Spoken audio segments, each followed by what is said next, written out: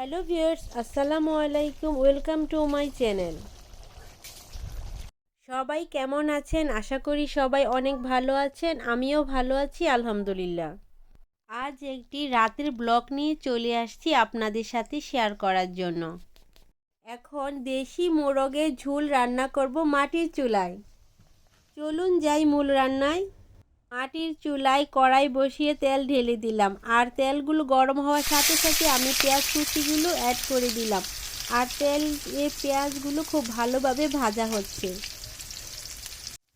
পেঁয়াজগুলো ভাজা হওয়ার সাথে সাথে আমি এখানে 2 টেবিল চামচ পরিমাণ আদা বাটা, রসুন বাটা অ্যাড করে দিলাম।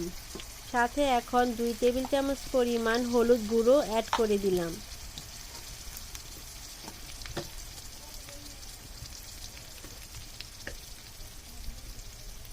2 টেবিল চামচ পরিমাণ মরিচের গুঁড়া অ্যাড করে দিলাম। স্বাদ মতো লবণ অ্যাড করে দিলাম।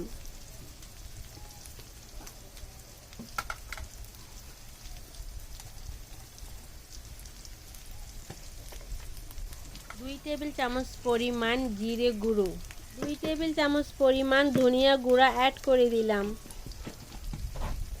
এখন খুব ভালোভাবে নেড়ে চেড়ে নিচ্ছি এবং সামান্য পানি দিয়ে দিলাম মশলাটা কষানোর জন্য। আর সাথে সাথে আমি এখানে মাংসগুলো অ্যাড করে দিলাম।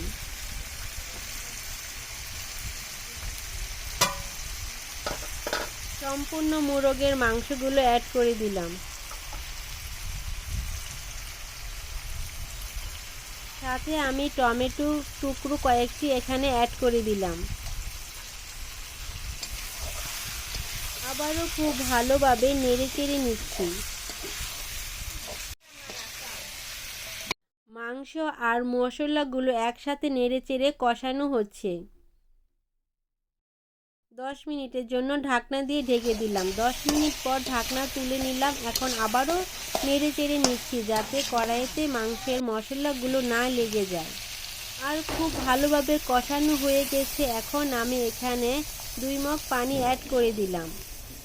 এই পানির মাধ্যমে মাংসটুকু যাতে খুব ভালোভাবে সিদ্ধ হয়ে যায় সেই পরিমাণ অনুযায়ী আমি এখানে পানি অ্যাড করেছি। এখন আমি 15 মিনিটের জন্য ঢাকনা দিয়ে ঢেকে দেব। 15 মিনিট পর ঢাকনা তুলে নিলাম। আর খুব সুন্দর ফ্লেভার বের হচ্ছে, আর মাংসগুলো খুব ভালোভাবে সিদ্ধ হয়ে গেছে। সম্পূর্ণ রান্না হয়ে গেল আজকের রেসিপি দেশি মোরগের ঝোল।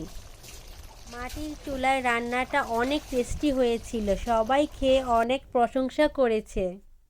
আর আমার এই সহজ আর কম সময়ের রেসিপি যদি ভালো লেগে থাকে অবশ্যই প্লিজ ফলো দিবেন, লাইক কমেন্ট করে পাশে থাকবেন। আল্লাহ হাফেজ।